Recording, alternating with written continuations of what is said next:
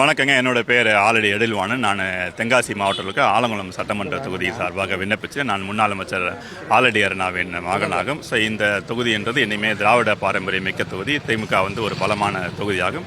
இந்த முறையும் அதற்குண்டான வெற்றி வாய்ப்பு என்னன்றதுக்காக இன்றைக்கி நேர்காணலில் என்னோட கழக நிர்வாகிகள் சக விண்ணப்பதாரெல்லாம் கூப்பிட்டு தலைவரோட ஒரு உரையாடக்கூடிய ஒரு நல்ல வாய்ப்பு அமைஞ்சது.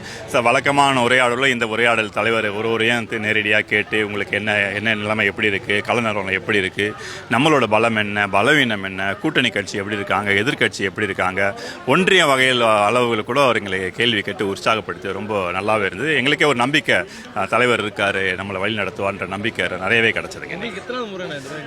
இது சட்டமன்றத்தில் என்னுடைய 3வது முறையும் 2 முறை பாராளுமன்றத்தில் தேர்ட் டைம் லக்னு சொல்லுவாங்க. ஸோ இந்த முறை 3ஆம் முறை கிடைக்குன்னு எதிர்பார்க்குறேன். நான் இதே தொகுதிக்கு போட்டியிட்டதுக்காக அண்மையில் திமுக மனோஜ் பாண்டியன் விண்ணப்பிச்சிருக்காரு. எப்படி இருந்தது?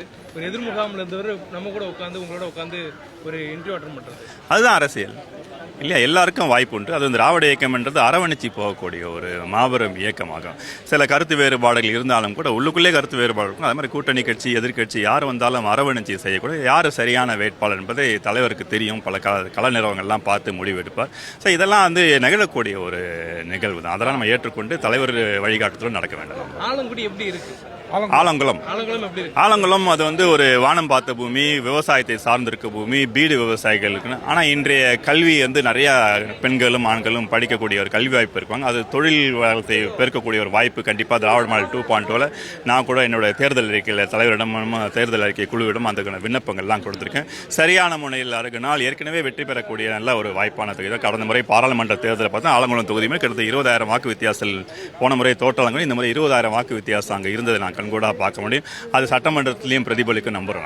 நாங்கள் சட்டமன்ற உறுப்பினராக இருந்து கட்சி மாதிரி வந்தவர், அவர் தனக்கான வாய்ப்பு கிடைக்குங்கிறது ரொம்ப ஆழமா நம்புறாரு. அப்படிங்கும்போது நீங்க பாரம்பரியமா திமுக இருந்தவர், ஸோ 2 பேர்ல யாருக்கு கொடுத்தா உங்களுடைய மனநிலை எப்படி இருக்கு? தலைவர் வெல்லணும், திமுக ஆட்சி அமைக்கணும், திராவிட மாடல் 2.0 அமையணும், அதுதான் எங்க இலக்கு. அதைக்காக எந்த வேலையும் நாங்கள் செய்ய தயாராக. தலைவர் முடிவு தான் அந்த முடிவு. தலைவர் முடிய தலையாய ஏற்பது தான் தொண்டரின் கடமை. அதில் நாங்கள் என்றைக்குமே தலை நிமிர்ந்து நிற்போம். அதில் தலைவர் அறிவிச்சுட்டு அவரை வெற்றி பெற வைக்கிறது எங்களோட. நன்றி.